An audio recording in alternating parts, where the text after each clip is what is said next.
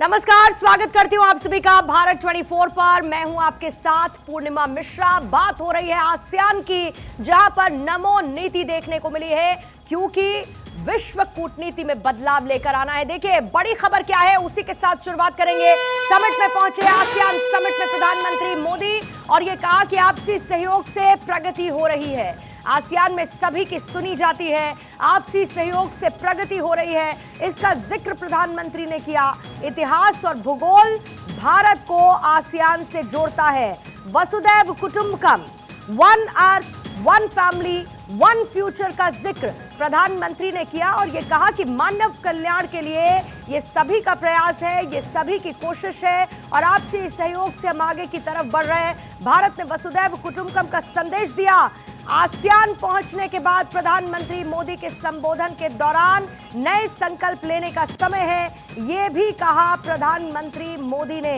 हालांकि प्रधानमंत्री मोदी क्या कहेंगे, इसको लेकर कई तरीके की अटकलें थी, लेकिन प्रधानमंत्री ने साझेदारी का जिक्र किया आसियान के साथ। ये कहा कि चौथे दशक में हमारी साझेदारी पहुंच चुकी है, और किस तरीके से कॉमन गोल्स के साथ हम आगे बढ़ रहे हैं। प्रधानमंत्री ने इसका भी जिक्र किया अपने संबोधन के दौरान as a dialogue partner to ASEAN. है कि हमारी हिस्ट्री और ज्योग्राफी भारत और आसियान को जोड़ते हैं, साथ ही साझा वैल्यूज, क्षेत्रीय एकता, शांति, समृद्धि और मल्टीपोलर वर्ल्ड में साझा विश्वास भी हमें आपस में जोड़ता है।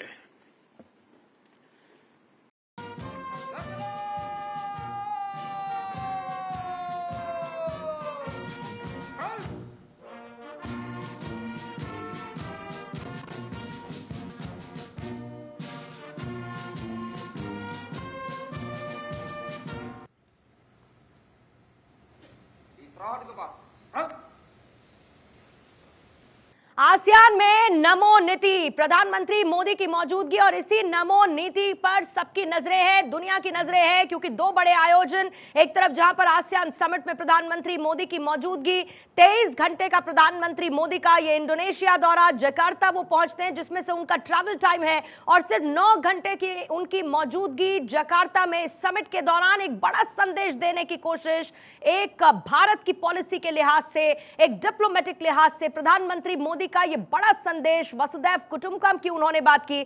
हमारे साथ मेहमानों का पैनल इस वक्त जुड़ चुका है, और प्रधानमंत्री मोदी के आसियान समिट में मौजूदगी और उनके संबोधन को एनालाइज कर लेते हैं। यूके देवनाथ, डिफेंस एक्सपर्ट, इस वक्त हमारे साथ मौजूद है, और जेके त्रिपाठी, विदेश मामलों के जानकार, इस वक्त हमारे साथ मौजूद है। आप दोनों ही मेहमानों का बहुत बहुत स्वागत करती हूं। और त्रिपाठी जी, आप ही के साथ शुरुआत करते हुए, क्योंकि प्रधानमंत्री मोदी ने मंच पर मौजूद रहते हुए जिक्र किया थीम का आसियान समिट के, जिसमें वो ये कहते हैं कि ASEAN matters, a centre for common growth, ये प्रधानमंत्री ने कहा, और इसके साथ साथ वसुधैव कुटुंबकम का भी संदेश उनकी तरफ से दिया गया। हम ये मान के चल रहे थे कि 3 मेन एजेंडे जिस पर प्रधानमंत्री बात कर सकते हैं, लेकिन उनके संबोधन का आउटकम क्या निकाला जाए, और उससे संदेश और उसके मायने क्या निकले?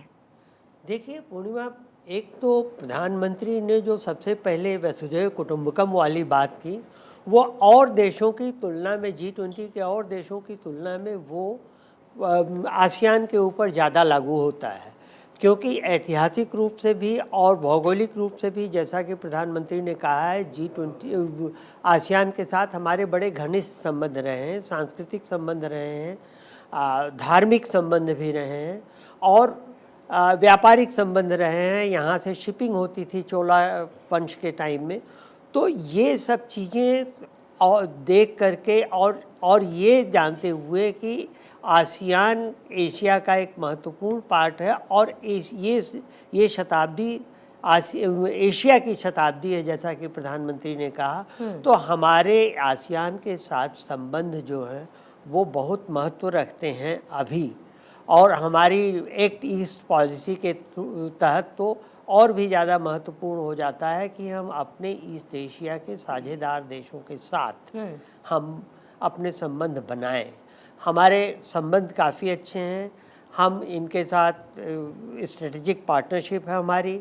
लेकिन एक चीज़ जो है, मैं चाहूँगा कि वो शायद हमारी सरकार को चाहिए कि आसियान के साथ व्यापारिक संबंध और बढ़ाए जाएं। ये कितना दुखद है कि आसियान के साथ भारत के व्यापारिक संबंध, भारत का व्यापार सिर्फ 110 बिलियन डॉलर का है, जबकि चीन के साथ आसियान का व्यापार 954 बिलियन डॉलर और इस का बार का वन ऑफ द एजेंडाज भी त्रिपाठी जी रहा है कि किस तरीके से उसमें संशोधन करते हुए, क्योंकि विदेश मंत्रालय ने 2022-23 की जब जानकारी दी थी 10 लाख करोड़ रुपए का व्यापार हुआ, ये उन्होंने आधिकारिक तौर पर बताया था। और जाहिर बात है बहुत सारे हथियारों का भी जिक्र हो रहा है, कुछ उन पर भी मैं डिटेल्स पर जाऊंगी और आपसे रिएक्शन लूंगी।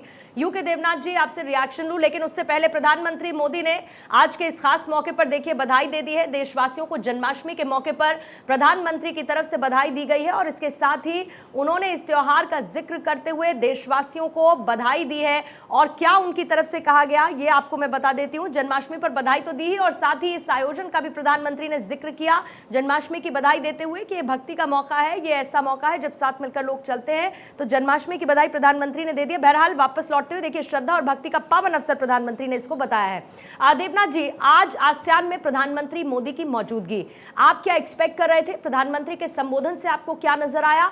किन चीजों पर और फोकस करने की जरूरत है? और खास तौर से मैं चीन का जिक्र करना चाहूंगी कि क्योंकि इस बार एक अलग से इवेंट रखा गया है और इसे इंडो पैसिफिक फोरम नाम दिया गया। ये एक अपने आप में एक अलग तरीके की आसियान की पहल थी, क्योंकि ये सब जानते हैं कि इंडो पैसिफिक रीजन में हमारे लिए चैलेंजेस किस तरीके से बढ़ रहे हैं। नक्शा चीन की तरफ से जारी किया गया, एक्सपेक्टेड था कि शायद उस पर प्रधानमंत्री बोले, लेकिन वैसा नहीं हुआ और यह भी कहा जा रहा था कि इट विल बी सरप्राइजिंग कि प्रधानमंत्री अगर इस पर कुछ कह देते हैं। क्या आपको समझ में आता है इससे? जी हाँ पूर्णिमा, इंडो पैसिफिक फोरम जो है वो आसियान के तहत ही किया जा रहा है और उसकी फिलहाल सबसे बड़ी चिंता जो है वो है कि इंडो पैसिफिक एरिया में खास तौर से आसियान कंट्रीज़ के ऊपर, भारत के ऊपर भी चीन की दबदबा बढ़ाने की कोशिश। आसियान के जो देश हैं उन सबको बहुत बड़ी चिंता तो इसी पर है कि चीन जो है साउथ चाइना सी के बहुत छोटे छोटे आइलैंड्स को अपना बताता है, जबकि सदियों से ये छोटे छोटे आइलैंड जो साउथ चाइना सी के थे वो या तो फिलीपींस के थे या वियतनाम के थे, मलेशिया के थे, ब्रुनेई के थे, इंडोनेशिया के थे। आसियान देश जो हैं इंडो पैसिफिक फोरम में चाहते हैं कि चीन जो है उनके ऊपर ये जो छुपे छुपे जो दादागिरी करने की कोशिश कर रहा है उस दादागिरी के भाव को चीन कम करे। हाँ, मोदी जी ने शायद इस सम्मेलन को मधुर रखने के प्रयत्न किया और भाईचारे को बढ़ावा देने के लिए उन्होंने चीन का वर्णन नहीं किया, लेकिन मैं खूब श्योर हूं कि लोअर लेवल पे, सेकेंड टियर लेवल पर वहां मिनिस्ट्री ऑफ डिफेंस के ऑफिशियल्स हैं, विदेश मंत्रालय के राजनीतिज्ञ वहां पर हैं, तो डिफेंस मिनिस्ट्री और विदेश मंत्रालय के जो हमारे वहाँ कूटनीतिक और राजनीतिज्ञ हैं वो ज़रूर इस मामले को यानी चीन की दखल अंदाजी को अपने लेवल पर उठाएंगे। हम शायद जो फाइनल स्टेटमेंट रिलीज होगा उसमें इसका कुछ चिन्ह या 1 या 2 पॉइंट देखेंगे। पूर्णिमा, मैं एक और चीज़ बताना चाहता हूँ कि आसियान कंट्रीज जो हैं, अगर आप देखें ये सारे बहुत शांतिप्रिय देश हैं, ट्रेड, कल्चर, व्यापार में ही इंटरेस्टेड हैं। आसियान कंट्रीज जो हैं वो आपस में जो द्विपक्षीय टेंशन्स हैं उनको बातचीत और डायलॉग करके सॉल्व कर रहे हैं। भारत ने भी उसमें बहुत बड़ा अंशदान किया है। भारत ने तो उनकी सुरक्षा के लिए अपनी तरफ से हर तरह का सहयोग दिया है। फिलीपींस को डर लग रहा था कि चीन शायद उनके ऊपर दबाव बढ़ाएगा, इसलिए भारत ने फिलीपींस को और दूसरे देशों को ब्रह्मोस मिसाइल देने की बात की है, वो खरीद भी रहे हैं। ये जो देश हैं भारत से तेजस फाइटर विमान इंटरेस्ट दिखा रहे हैं, वो हमारा जो Akash surface to air anti aircraft missile system है उसमें इंटरेस्ट दिखा रहे हैं। यानी हम चाहते हैं कि भारत के साथ ये सब देश मिलकर एक साथ मजबूत बने। बिल्कुल, और इसी की तरफ देखिए आगे बढ़ते हैं। और यूके देवनाथ जी, क्योंकि आपने हथियारों का जिक्र किया, मैं जानती हूं कि इस पर आप और ज्यादा डिटेल्स भी देना चाहते हैं, बहरहाल उस पर मैं लौटूंगी, लेकिन पीएम ने आसियान समिट में वसुधैव कुटुंबकम की चर्चा की। क्या उन्होंने कहा, एक बार आपको जल्दी से सुनवा देते हैं। आसियान मैटर्स, क्योंकि यहां सभी की आवाज सुनी जाती है और आसियान इज एपिसेंट्रम ऑफ ग्रोथ, क्योंकि वैश्विक विकास में आसियान क्षेत्र की अहम भूमिका है। वसुधैव कुटुंबकम, योर मैजेस्टी, एक्सेलेंसीज, 21वीं सदी एशिया की सदी है। हम सबकी सदी है। इसके लिए आवश्यक है कि हम एक rules based post Covid world order का निर्माण और मानव कल्याण के लिए सबका प्रयास, फ्री और ओपन इंडो पैसिफिक की प्रगति में और ग्लोबल साउथ की आवाज को बुलंद करने में हम सबके साझे हित है। One earth, one family, one future की यही भावना भारत की G20 अध्यक्षता की भी थीम है। तो प्रधानमंत्री ने कहा कि नए संकल्प लेने का समय है। और त्रिपाठी जी, ये प्रधानमंत्री का दौरा देखिए इसलिए महत्वपूर्ण हो जाता है, मैं बार बार चर्चा कर रही हूं क्योंकि अभी हम G20 की मेजबानी कर रहे हैं। ये बहुत बड़ा मौका है। यहां पर प्रधानमंत्री की द्विपक्षीय बातचीत होनी है, जो बाइडेन पहुंचने वाले हैं, लेकिन प्रधानमंत्री की वहां पर प्रेजेंस, एक तरीके से उनका वहां पर जाना अनअवॉइडेबल। प्रधानमंत्री मोदी पहुंचे very short span of time, और वहां से जो संदेश दिया वो आसियान देशों की एकजुटता को और कितना ज्यादा मजबूत करता है।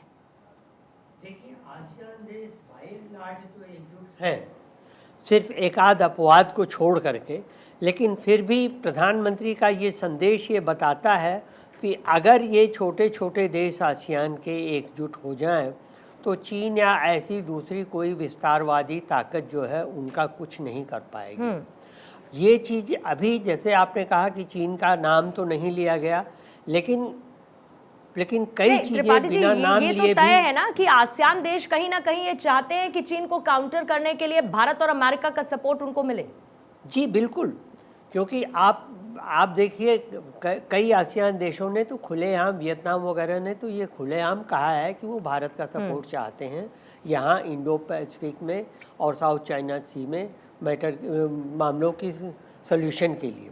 और इतना ही नहीं, आपने ये भी देखा होगा कि चीन ने जैसे ही नया नक्शा जारी किया उसमें भारत के साथ उसका विरोध करने वालों में से फिलीपीन, वियतनाम आदि देश भी थे, सिंगापुर आदि देश भी थे, जिन्होंने साफ साफ ये कह दिया कि ये चीन का नक्शा कतई हमें मान्य नहीं है।